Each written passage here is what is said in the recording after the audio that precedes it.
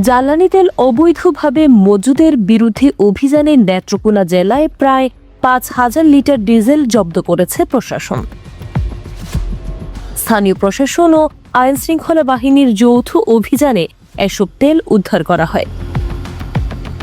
জানা গেছে, গোপন সংবাদের ভিত্তিতে জেলার একটি এলাকায় অভিযান চালানো হয়। এ সময় একটি গোদাম থেকে অবৈধভাবে মজুত করে রাখা প্রায় ৫,০০০ লিটার ডিজেল জব্দ করা হয়।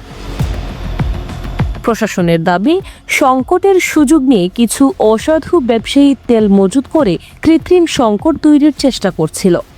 অভিযানে সংশ্লিষ্ট ব্যক্তিদের বিরুদ্ধে আইনি ব্যবস্থা নেওয়ার প্রক্রিয়া চলছে বলে জানিয়েছেন প্রশাসনের কর্মকর্তারা। জব্দ করা তেল সরকারি হেফাজতে রাখা হয়েছে এবং পরবর্তী সিদ্ধান্ত অনুযায়ী তা ব্যবস্থাপনা করা হবে।